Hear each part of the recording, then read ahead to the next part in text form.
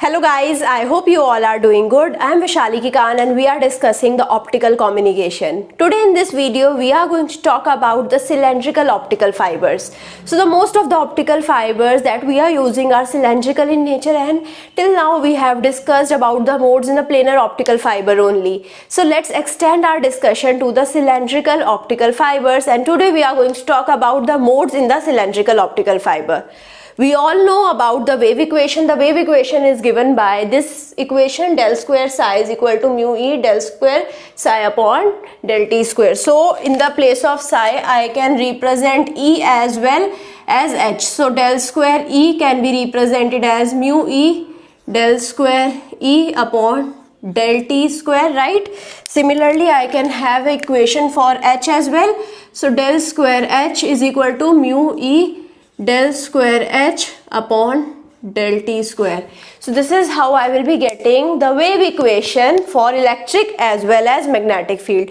We all know about this thing. So now coming to the circular waveguide. The circular waveguide, as the name suggests, it is circular in nature, or it is a cylindrical type of structure. So this is the cylindrical type of structure. So now whenever I have the cylindrical type of structure, I will be using the cylindrical coordinate system. So in the cylindrical coordinate system, one parameter is z, right? The second parameter is phi and the third parameter is r, right? So whenever I have to represent any object with the help of the cylindrical coordinate system, I will be using the r, phi and the z coordinates. With the help of r, phi and the z axis, I am going to denote any point on the cylindrical coordinate system, right? So here this is my cylindrical object. So now what is r? R is the radius of this core. So I have just drawn the core only. So r denotes the radius of core,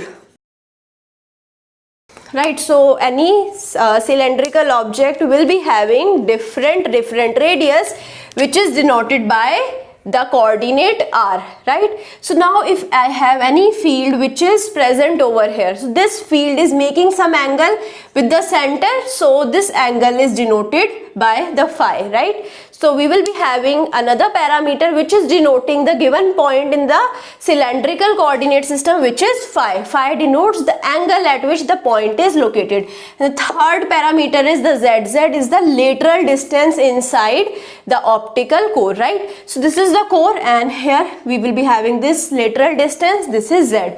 I hope you understood how I am defining the three axes in the cylindrical coordinate system. I have already talked about the cylindrical coordinate system in detail. If you want to know more about the cylindrical coordinate system, you can see the previous video where I talked about it, right? So now I hope you understand how each and every point on the cylindrical optical fiber can be denoted with the help of cylindrical coordinate system.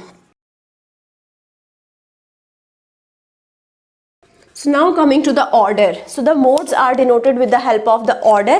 So if I have some polarization, let's suppose TE or TM polarization, for the planar waveguide I had the single number which was denoting the order. So the TEL represents the order. So L represents here the order. It could be 0, 1, 2 and so on. Similarly in the TM also we had the L as a subscript which depends on the order, right?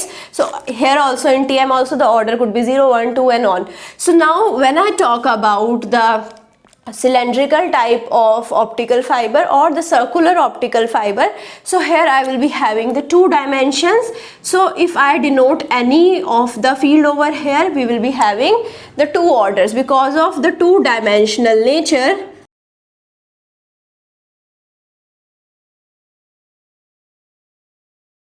Because of the two-dimensional nature of the circular optical fiber, we require two numbers or the two orders L, M to denote a specific order of a given type of field. So if I have TE, I denote it with TE L, M. If I have TM, I denote it with TM L comma M. So now whenever I have the meridional ray, I hope you remember we had two types of rays which are going inside the waveguide. I have the meridional ray as well as I have the skew ray. So in the meridional ray we have the transverse electric or the transverse magnetic field. So here obviously the order would be L comma M, right? So this L comma M would be 0 0 0 1, right, and 1 0 1 1, right? So it could be anything. So after that we have the skew ray. In the skew ray we will be having the hybrid modes only, because the transverse nature would not be there. The wave is traveling in a skew manner or in the helical type of nature, right? So it will be following a helical path in the skew mode, and here we will be having the hybrid mode only, right? So I hope you understood the basic difference. So now coming to the mathematical analysis. So now coming to the scalar wave equation. Now this any equation or the wave equation which is present here, if I have to denote it in the cylindrical coordinate system, I will be having three axes. So psi can be represented with the radius, the phi and the z. So I can represent psi as the function of r, which is the radius, as the function of phi as the function of z. So all of them are multiplied and we are getting psi. So now I have the z to be equal to e raised to power minus j beta z, right? And phi would be e raised to power j L phi, right? So this is how I can denote phi and z. So now when I put it here, I just need to find out the radial changes in the field to find out the wave equation or to find out the equation of psi. Psi could be now electric field or magnetic field again. So here I will be putting z in this equation. Obviously I will be putting phi also. So I will be having the psi which is in the terms of r only. So in the terms of r, if I denote the phi, so you can see it will be represented as del square psi upon del r square plus 1 upon r del psi upon del r plus 1 upon r square del square psi upon del phi square plus n1 square into k square minus beta square into psi is equal to 0. So now let's understand the solution of this wave equation. The solution is given by a function of r only, right? So the function of r, as I told you, we are putting the value z and phi. So here I will be getting psi in the terms of r only. So it will be cos L phi upon sin L phi exponential omega t minus beta z. So now I am putting this equation in the initial equation, scalar wave equation. So I will be getting the solution as d square e upon dr square plus 1 upon r de upon dr plus n1 square k square minus beta square minus L square upon r square into e is equal to 0. So now when I solve this equation, I will be getting some eigenvalues. The eigenvalues are u and w. Now u is equal to a n1 square k square minus beta square whole under root, w is equal to a beta square minus n2 square k square whole under root. So now core will be having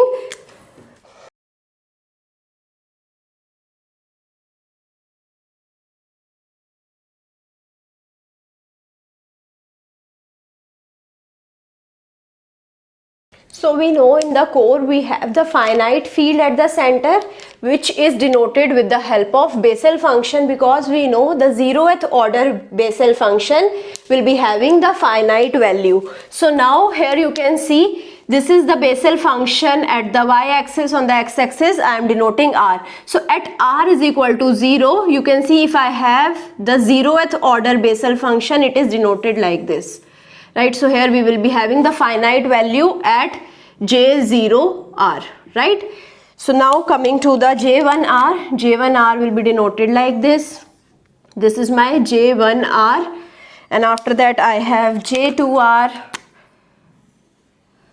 This is my j2r, first order Bessel function, second order Bessel function, and this is my third order Bessel function. So you can see how I have denoted the core with the help of the Bessel function. Now u is my Bessel function. So it is actually denoting the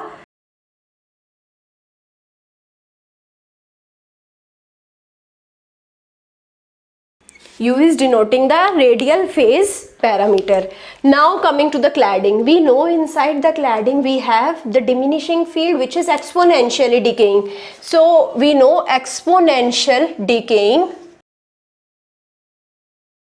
This is possible with the modified Bessel function. So we can denote the cladding electric field or any field, magnetic field or electric field, with the modified Bessel function.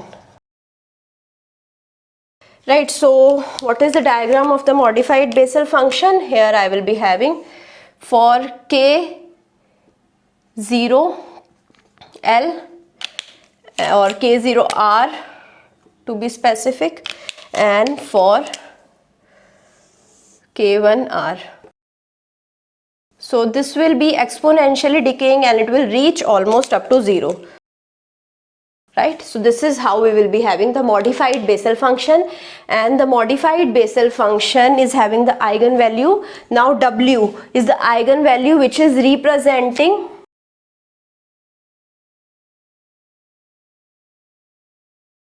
the cladding decay parameter. How much in the cladding we have the decay of the field, so it is represented by W. So now when I put U and when I put W, now I know what is U, I know what is W. Now you must be confused what is A. A is the core radius. Beta is in between N1K and N2K. So now when I put the value of U and W and I want to find out the solution of this differential equation, the solution of this differential equation would be giving me ER is equal to G JL UR. So this is for R is less than 1, which means I have the core. Now R is given as R upon A. Right, so A is the, we know it is the core radius. So now when I have R upon A less than 1, which means it is inside the core, whenever the point is inside the core, the electric field in the terms of radial parameter is given by G JL UR. So where G is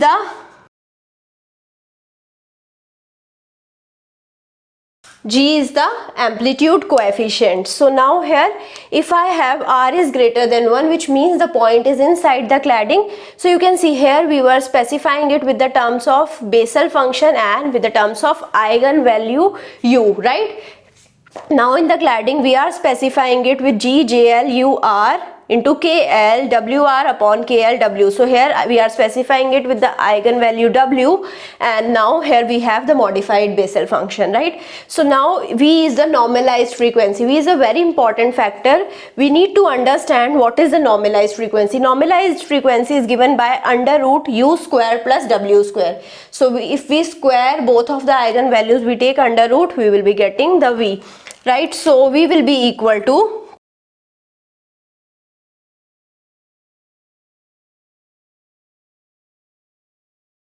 Ka under root n1 square minus n2 square. We know under root n1 square minus n2 square is the numerical aperture, so I can represent it as Ka into numerical aperture. Now where K is the 2 pi upon lambda, so it is 2 pi upon lambda into A into numerical aperture, right? So now I know the relationship between the numerical aperture and the relative refractive index as well. For the perfect communication, the relative refractive index should be less than 1, and for practical purposes it is around 0.03. So now let's put the value of relative refractive index.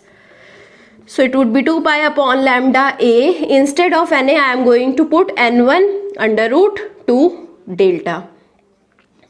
So right, this is my equation for the V number for with the help of relative refractive index, with the help of numerical aperture, with the help of K. So now coming to the factor B. B is given as 1 minus U square upon V square. So when we put the value of U is this, now V is this. Let's put all of the values. It is your task to find out the value of B. With the help of time constraint, I am not able to solve each one of these equations. So it is a very simple thing. You can put the value of U square, you can put the value of B square, you can subtract it from 1, and you can take U upon V square, then subtract it from 1, and this is how you will be finding out B.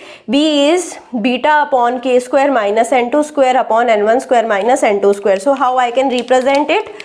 So it would be beta upon k square minus n2 square upon n1 square minus n2 square would be na square. So how I can represent na square? So it would be beta upon k square minus n2 square upon what is na? Na square would be n1 square into 2 delta, which is delta is relative refractive index. So what is beta? Beta is a function of normalized frequency. It is having the value in between n1k and n2k. So let's understand what are all of the things which are changing if I change the beta, right? So from here you can see various things are dependent upon beta. The normalized frequency depends upon beta. So now when beta is equal to n2k, then my wave is going into the guided mode.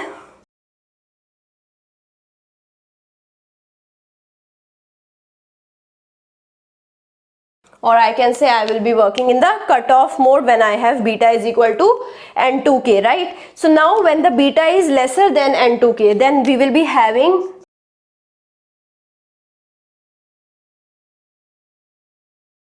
radiation mode or unguided mode. Now the beta is equal to n1k, then all of the power is confined to the core.